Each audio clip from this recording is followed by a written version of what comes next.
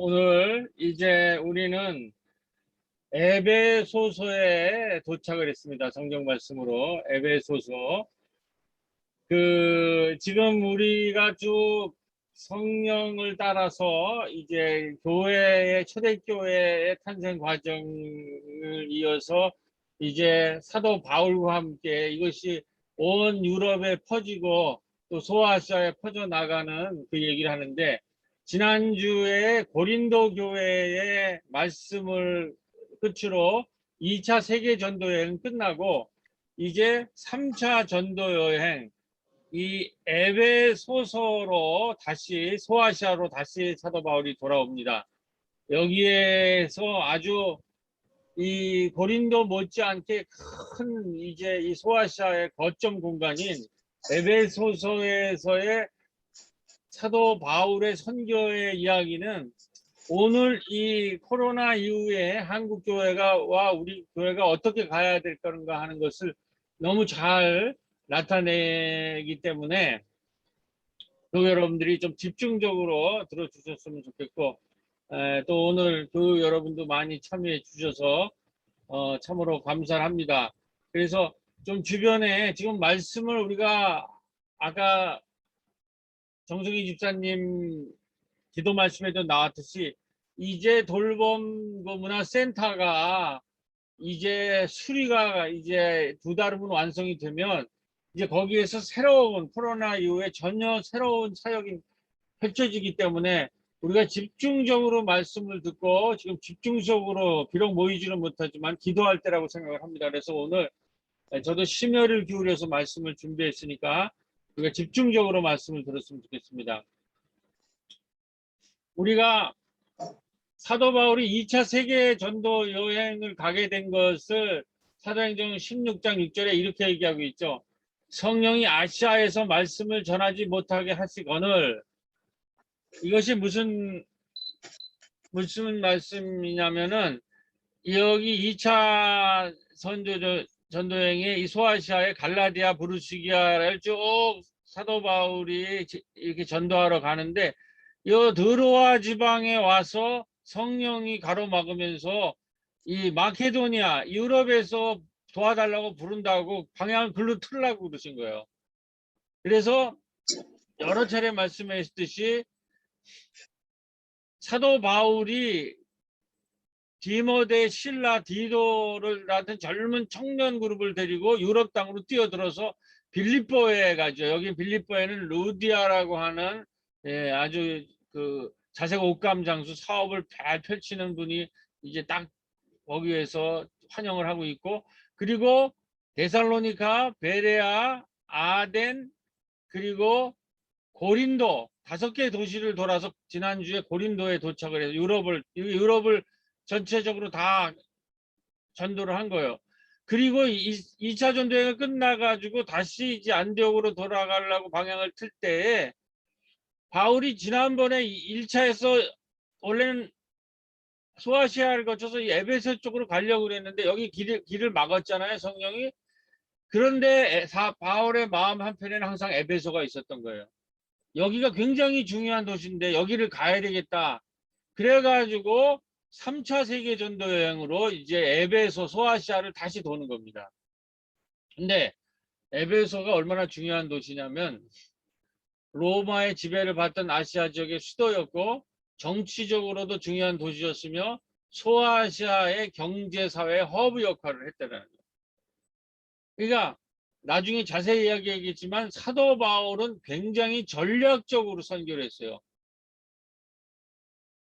전 세계 전도를 해야 되기 때문에 유럽의 마케도니아나 아가야 지역의 거점 공간은 고린도로 잡은 거예요. 그러니까 지난주에 봤듯이 고린도에 이 사도 바울의 그 동역자들이 다 모이죠. 디모데 실라가 내려오고 그다음에 브루스킬라 아굴라가 거기 있고, 그러니까 바울이 선교팀이 고린도에 다 있고, 그런 고린도 마케도니아와 아가야의 고린도 지역처럼 이 소아시아 지역의 거점 공간으로 에베소를 설정을 한 거예요. 에베소는 이렇게 소아시아의 중요한 허브고 종교적으로도 당시 헬라 문화권에서 가장 큰 아데미 신전, 파르테논 신전의 4배 크기가 되고 24,000명을 수용하는 웅장한 연극장이 있는 센터의 허브라는 거예요. 여기에 복음을 전해야 돼. 이 지금 에베소가 완전히 이 잡신들이 지금 지배를 하고 있기 때문에 여기를 변화시켜야 되겠다고 그래가지고 에베소를 잊지 않고 이제 2차 전쟁 말기에 고린도 사역을 마치고 수리아 안디옥으로 돌아가는 길에 에베소를 들리게 된다는 거죠. 이게 이제 오늘 이야기의 출발이 되겠습니다. 그런데 사도행전 19장 2절에 보면 에베소에 도착하니까는 가서 처음 만난 사람들이 그 고린도에 있는 아볼로의 제자들이 있는 거예요. 아볼로. 이 고린도 교회는 이 고린도 교인들이 아볼로랑 바울과를 비교를 해가지고 싸움이 났잖아요. 아볼로가 더 좋느냐, 사도 바울이 더 뭐 설교를 잘하느냐 이런 거를 비교해가지고 했을 때 사도 바울이 그거를 나는 심었고 그는 물을 주었고 이렇게 키운 사람은 하나님이다라고 그런 식으로 하면 안 된다라는 걸 가르치는데 그런 아볼로가 19장 1절에 보면 고린도에 있을 때 바울이 윗지방으로 다녀 에베소서에 와서 어떤 제자를 만나. 아볼로는 지금 고린도에 있는데 에베소서의 제자들을 만나 아볼로의 제자들을 만났는데 거기서 이제 무슨 일이 일어났냐면 이게 이제 에베소 전도의 출발인데 이 아볼로는 헬라 사람으로 지식이 많고 언변이 뛰어나요. 그 언변이 뛰어난 것 때문에 이제 사도 바울과 자꾸 이제 시비를 붙인 거죠. 이 고린도 교회 교인들이. 그런데 이 사람의 이제 정작 문제는 이 사람이 키운 제자들의 아볼로의 12제자는 성령이 있음도 듣지 못하였느라. 정작 바울이 만나보니까 아볼로가 키운 지혜도 있고 언변도 뛰어나지만 이 사람들은 아직 성령이 뭔지를 모르는, 그러니까 요한은 물 세례를 주고 예수님이 와서 성령 세례를 주잖아요. 초대교회 성령 세례를 받잖아요. 그런데 아직 성령을 모르는 낡은 유대교의 신앙을 완전히 벗어나지 못한 수준이었다라는 거예요. 그래서 사실 브루스길라 아굴라 부부가 평신도이지만 아볼로를 데려다가 성령을 가리키잖아요. 성성부를 다시 시키잖아요. 그런데 아볼로의 위대성은 아볼로가 평신도들이 가르치는 그거를 받아들여요. 그래서 하여튼 훌륭한 사람인데 이 에베소서에 있는 아볼로의 제자들은 성령이 있음을 못했는데 모순절 성령 사건과 사도들의 성령 받은 사건을 알지 못했는데 바울이 이들에게 주의 이름으로 세례를 주자 12제자에게 성령 세례가 임하면서 에베소서 지역에 바울의 오순절 성령 운동이 사건이 일어나는 거예요. 이게 이제 3차나 4차가 되는 성령인데 처음에 어디서 났어요? 예루살렘의 마가의 다락방에서 성령이 일어났죠. 그 다음에 이방인의 집에 사도 바울이 들어갔을 때 그 이방인의 집에서 성령 그 사건이 이제 이방 땅에서 일어났죠. 그 다음에 아시아 지역에 이 에베소서에 여기는 바울을 중심으로 성령 사건이 일어났대. 성령이 사건이라고 하는 건 뭐냐면 유대교의 율법 중심의 종교를 넘어서는 새로운 지식과 새로운 영성이 이제 에베소에 퍼지기 시작한다라는 거예요. 그런데 그래서 사도 바울은 이제 습관처럼 늘 회당에 들어가서 먼저 복음을 전하는데 여기도 똑같은 일이 일어났어요. 데살로니가 지역에서도 회당에 들어가서 일어나니까 유대인들이 들고 일어나서 여기 보면 8절 10절에 보면 복음을 믿지 아니하고 무리 앞에서 공경하게 비방하고 대적했다.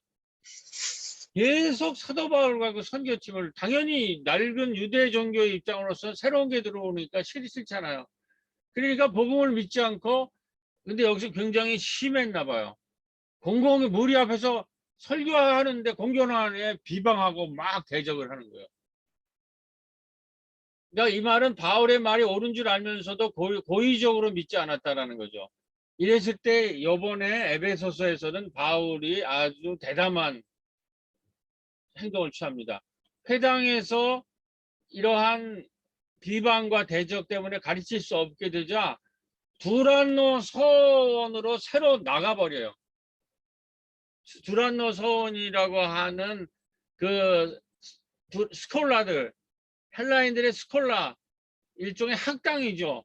거기에서 나가가지고 새롭게 사람을 모아가지고 집중적으로 제자들을 양성했는데 이것이 아주 큰 성공을 이루면서 이 두란노 서원을 중심으로 해서 전 소아시아 지역에 이게 일종의 신학교가 돼가지고 전 소아시아 지역에 복음이 전파돼요. 말씀이 흥황하고 세력 힘이 있어서. 그래서 소아시아 지역의 에베소가 전도와 선교의 거점 공간이 되고 전 소아시아로 들불처럼 이 성령운동이 오순절은 성령운동이 퍼져나가기 시작한 거예요. 자, 제가 이번에 설교 준비하면서 이제 마련한 도표입니다. 이거를 한번 교우들이 쉽게 이해하기 위해서. 그래서 두란노라고 하는 회당 밖에 있는 이 학당, 이게 이 성격이 굉장히 중요하고 앞으로 우리 한국 교회가 이 코로나 이후에 새롭게 세워야 될 공동체가 왜 모델이 바로 두란노 연합회중 공간이라고 생각을 합니다. 저는. 그런데 이 두란노 연합회중은 뭐냐면 이건 일단 회당이라는 곳에서 나왔잖아요.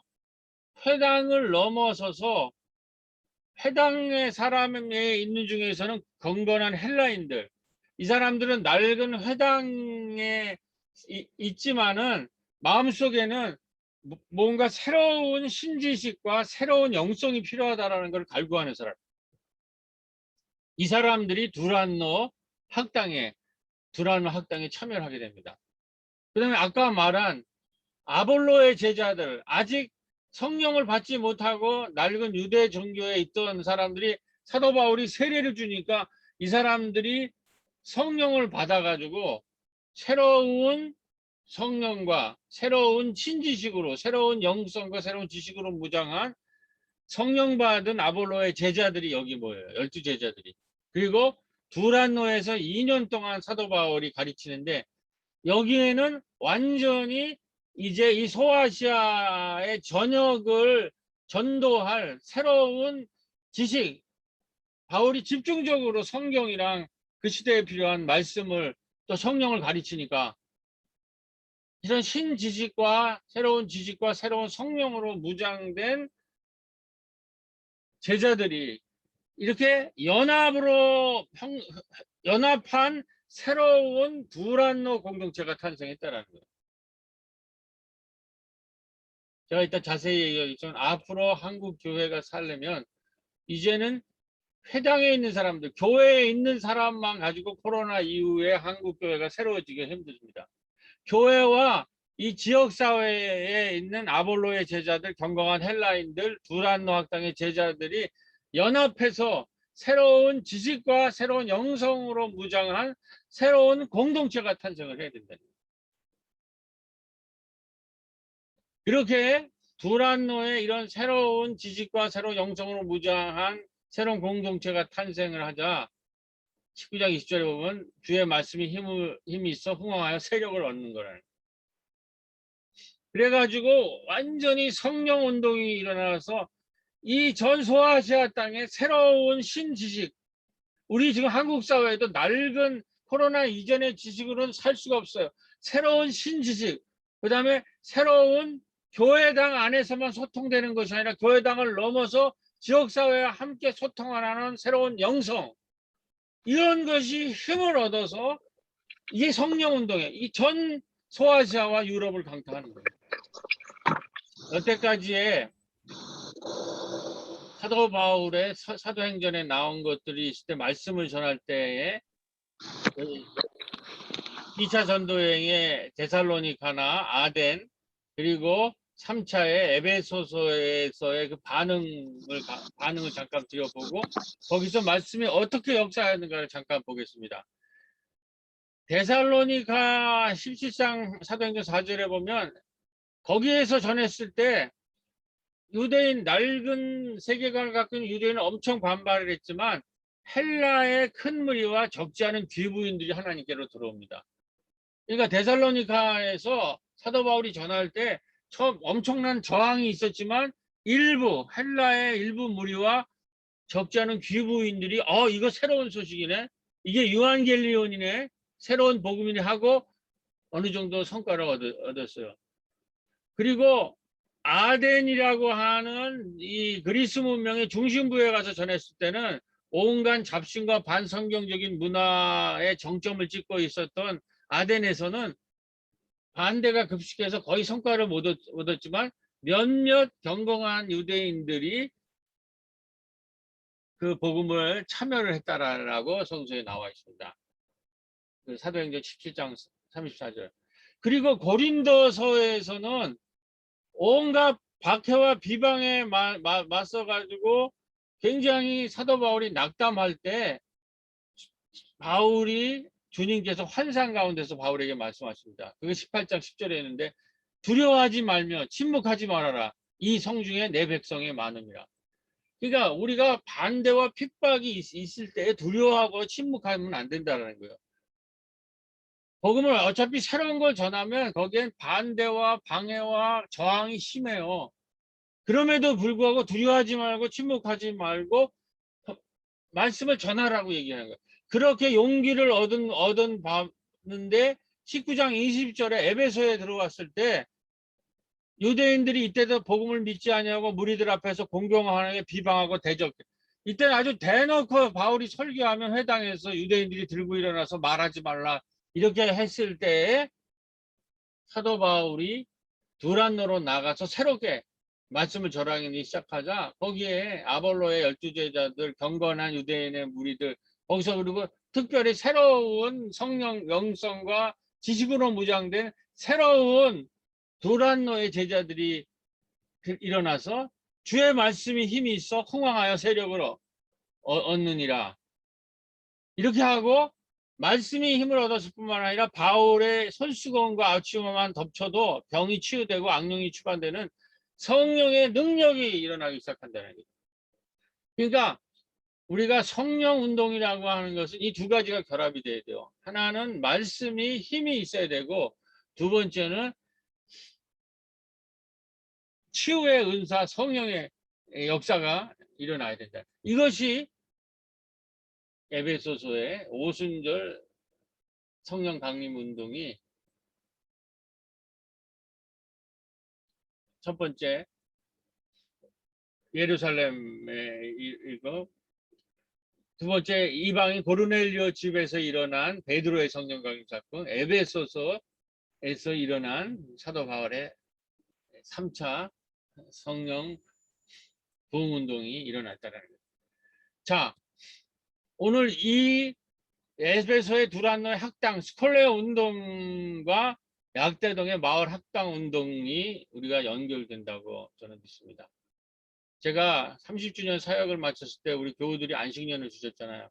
그래서 제가 영국의 토트네스, 아까 기도에도 말씀하셨지만 지금 미국과 유럽이 한 곳에서는 열대로 몸살이고 하나는 그냥 비가 와가지고 난리라. 지금 기후위기가 아주 증거로 산불이 나서 호주에는 다 타고, 그래서 이걸 대응해서 이미 영국에서는 토트네스 마을을, 기존 마을을 생태 마을로 바꾸자라는 것이 일어나서 마을 전체를 사회적 기업으로 바꾼 BBBC라는 곳을 저희들이 NCC 목사님들과 함께 안식년을 주셔서 방문했어요.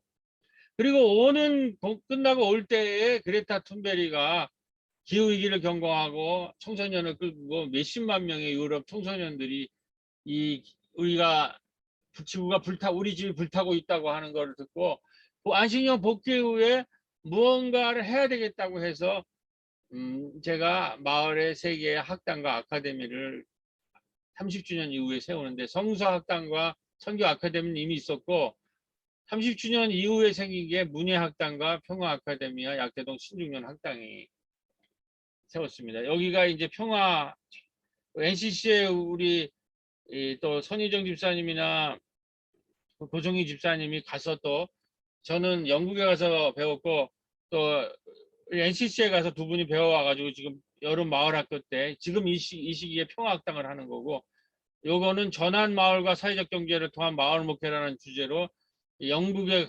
토트네스에서 이분이 우리를 가르쳐 줬어요. 거기를 소개했어요. 이렇게 해서 학당이 우리 마을에서도 두란노 학당만 있는 게 아니라 약대동에도 마을 학당이 있는 줄로 믿습니다. 그래서 지난번에 약대동의 건강 리더 교육과 마을 부뚜막 같은 기회가 열렸을 때 약세동의 35년의 약대동의 마을의 역사를 3시간에 걸쳐서 제가 마을 사람들한테 얘기를 했는데, 이때 예수 이름이나 우리 새롬교회라는 이름을 뺐지만은 여기 지금 화면이 나와 있는데, 우리의 선교 이야기를, 성령이 하신 약대동의 선교 이야기를 남김없이 집중적으로 전할 수가 있었어요. 그래서 저는 약대동 마을학당을 통해 약대동에서 성령께서 하신 사도행전, 즉 성인의 행전을 전한 최고의 선교와 전도의 기회를 얻었고, 에베소의 아볼로의 성령의 제자들과 경건한 유대인들과 두돈로의 학생들처럼 마을의 새로운 지적 영적 리더들이 우리 약대동에서 지금 성장하고 있음을 고백하지 않을 수 없습니다. 지금 건강 리더의 10명, 부뚜막의 10명, 한 15명에서 20명의 사람들이 두란노에서 사도 바울이 새로운 성령의 세례를 줬듯이 새롭게 마을에서 리더로 교육을 집중적으로 받고 있다는 거예요. 지금 꿈터에서 이런 일이 이루어지는데, 오늘 정성희 집사님 기도 말씀처럼 마을에 이제 돌봄센터와 문화센터가 세워지면 이거는 정말 명실공히 꿈터에서뿐만 아니라 좋은 시설을 가지고 2층에는 지금 문화에는 뭐 얘기를 보니까는 저 스튜디오가 생길 모양이에요. 청소년들, 어르신들, 주민들, 이런 것에 정말 마을 학당이, 두란노 학당과 같은 마을 학당이 지금 준비되고 있는 줄로 믿습니다. 그래서 정말 코로나 이후에 한국교회가 나갈 길은 교회와 마을이 연합하고 동맹이체가 되어가지고 한국 사회와 한국 마을과 한국 교회를 새롭게 하는 이 두란노 성령 운동이 지금 우리가 가야 될 길이 아닌가, 그렇게 생각을 해봅니다. 이제 이렇게 복음이, 말씀이 흥황해서 세력을 얻으니까 가만히 있지 않죠. 그 낡은 세력들이. 이 이 아시아에서 가장 큰 아데미 신전을 가지고 있는 파르테논 신전의 4배가 되는 거기에, 아시아에는 수많은 순례객들이 와서 거기서 예배를 드리는데, 그 예배에 은으로 만든 아데미 신상을 만드는 조형물 제작하는 은장이 조합장인 데메드리오가 난동을 부립니다. 이게 바울이 와가지고 장사가 안 된다라는 거죠. 그들의 그 낡은 신이 아니라 새로운 하나님을 소개하고 예수를 소개하는데, 그게 말씀과 그 성령의 파워가 어마어마하니까, 그래가지고 온 성이 요란하여 바울과 같이 다니는 마케도냐 사람 가이오와 아리스다고를 잡아가지고 일제히 영국장으로 달려가는지라. 그래서 그 사람들이 뭐라 그러냐면, 이 조합장 데메드리오가 천하를 어지럽게 하던 이 사람들이 여기도 이름에 우리의 이 영업이 천하여질 위험에 있다. 그래서 이 구호가 뭐예요? 주의 말씀이 힘이 있어 흥하여 세력을 얻느니라라는 것이 이제 사도 바울의 흐름이라면, 19장 28절에 크다 에베소 사람의 아데미여, 우리의 신이 크다라고 하는 이게 이 경기장에서 지금 맞붙은 거예요. 그런데 거의 전 아시아를 통하여 수많은 사람을에게 권하여 말하되, 사도 바울이 사람의 손으로 만든 것들은 신이 아니나 하니 이는 그대들도 보고 들은 것이라. 온 아시아 사람들에게 저거는 가짜 신이라는 거죠. 제가 누누이 얘기했죠. 2차 세계전쟁과 이 바울이 하는 거는 뭐예요? 지금 세계를 지배하고 있는 황제 신앙은 가짜 거짓 신이고 가짜 뉴스다. 참신은 유한계로 전자 기쁜 소식, 우리를 구원할 유한계를 연 복음, 기쁜 소식은 예수 그리스도라는 거예요. 그 싸움에서 아데미 신과의 문화적인 영적 전쟁에서 승리를 거둔 거예요. 하나님의 말씀이 승리를 거둬서 힘이 있어 흥하여 세력을 얻은 거예요. 그래서 이 전역으로 말씀과 성령의 권능이 결합되면서 에베소 두란노에서 통합적인 복합은사로 확산되면서 소아시아의 전역에 펼쳐나가는데,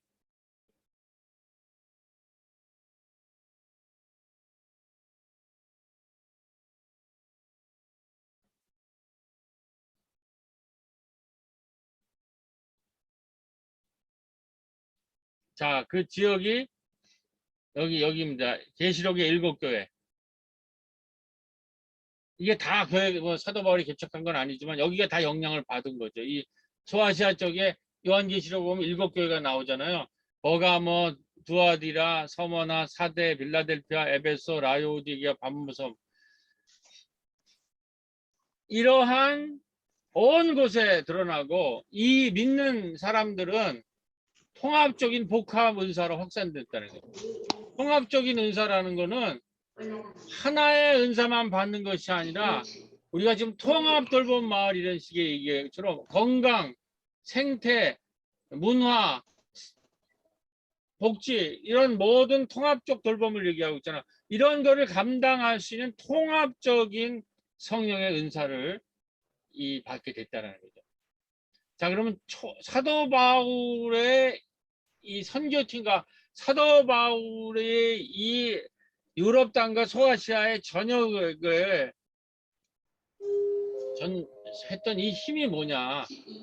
그게 4가지 요소가 있습니다. 바울의 선교 동역팀이 있어요. 여러분 얘기죠. 디모데, 실라, 디도라고 하는 이 젊은 선교팀인데 이 친구들은 어디에 있어요? 마케도니아, 지금 유럽의 북유럽 쪽에 이쪽에 이 사람들이 활발하게 활동을 하고 있고, 그 다음에 후원 그룹이 있습니다. 사도 바울은 이 선교에 동의를 하고 아까 경공하는 유대인처럼 자기는 낡은 질서에 있지만 유대인 중에서 일부는 귀족들 중에 일부는 이게 뭔가 새롭고 이게 제대로 된 소식이다 그래가지고 이거를 지원하는 경건한 유대인이 있었고, 성서에 나오는 대표적인 것은 빌립보의 루디아. 이 사람은 나름대로 재력이 있는 사람인데 이 선교팀을 후원해요. 물적으로. 꼰대가 되지 않고. 지난주에 말했 지금 한국교회가 꼰대가 되는데 이 루디아, 브루스라 아굴라 부분은 어디에 기초하고 있어요? 고린도 교회에서 미리 와가지고 천막을 만들면서 바울의 일자리를 주고 바울을 후원하고 바울이 가는 곳마다 이 사람은 루디아처럼 재정적으로만 하는 게 아니라 실제로 선교의 팀을 뛰는, 그래서 목숨을 아끼지 않았다고 로마서에서 인사할 때 얘기하죠. 굉장히 중요한 브루스키라 아길라 부부 이 후원 그룹이 있고, 그 다음에 회당에서 두란노 서원으로 나가는 두란노 서원 스콜레 학당이 있는 거예요. 이거는 신학교가 있었다라는 거죠. 그리고 이렇게 동역팀 후원 그룹 신학교가 있었고, 여기에 가장 강력한 건 바울의 서신이 있죠. 교회 문제가 생길 때마다 바울이 서신을 쓰는 거예요. 이 상황이 이렇다. 그러면 우리의 젊은 디모데, 디다, 실로가 그거를 유럽 전역에 날라요. 요즘 말하면 SNS고 요즘 말하면 인터넷. 그러니까 이러한 인터넷과 같은 전 유럽을 네트워크하는 통신망을 사도 바울이 갖고 있었다는 거예요. 이것이 바로 기독교라는 거예요. 이게 기독교. 이것이 기독교. 근데 우리는 지금 학당이랑 두란노 같은 것이 생길 것이 있고, 최근에 우리가 이 지금 한국을 새롭게 하고 교회를 새롭게 하고 마을을 생각하기는 교회만의 힘으로는 안 돼요. 교회가 이런 영적으로 새로운 지식으로 무장되어 있을 뿐만 아니라 지역사회와 새로운 연대가 필요합니다.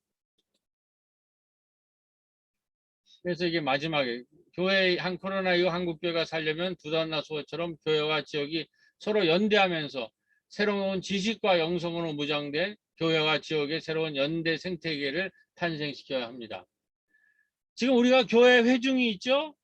그 다음에 여기는 행복 마을 부뚜막이 있죠?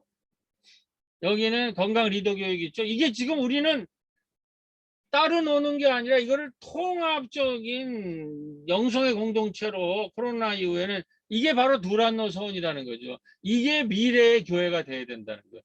교회가 지역사회로부터 분리된 것이 아니라 고립된 게 아니라 교회와 지역사회가 통합된, 그리고 교회와 지역사회가 새로운 지식과 새로운 영성으로 무장된 새로운 연대와 동맹의 생태계, 새로운 코로나 이후의 하나님 나라, 새로운 세상을 K교회, K지역, K마을을 꿈꾸면서, 그런데 여기 너무 우리한테 기쁜 소식은, 그래서 지금 신학교에서 계속 우리 뭐 마을을 탐방하는 거예요.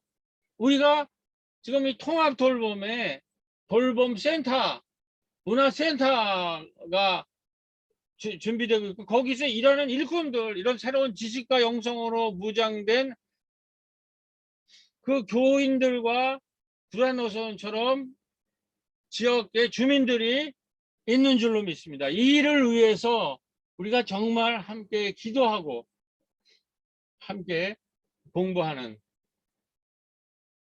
그런 우리 새로운 교회들이 여러분이 다 되시기를 바라고, 자, 이제 제가 기도 앞에 말씀드리면 교회 여러분이 뒤에 빨간 것부터 읽으면서 오늘 예배 설교를 마치겠는데요. 자, 제가 시작하고 여기 중간에부터 참여를 부탁을 드립니다. 지금부터 마이크를 켜주시기 바랍니다. 교회 여러분들은. 주님, 바울이 온갖 박해와 비방에 맞서 잠시 힘이 빠질 수도 있었을 무렵에 고린도에 있던 주님께서 주님께 환상 가운데 나타나시어 말씀하셨습니다.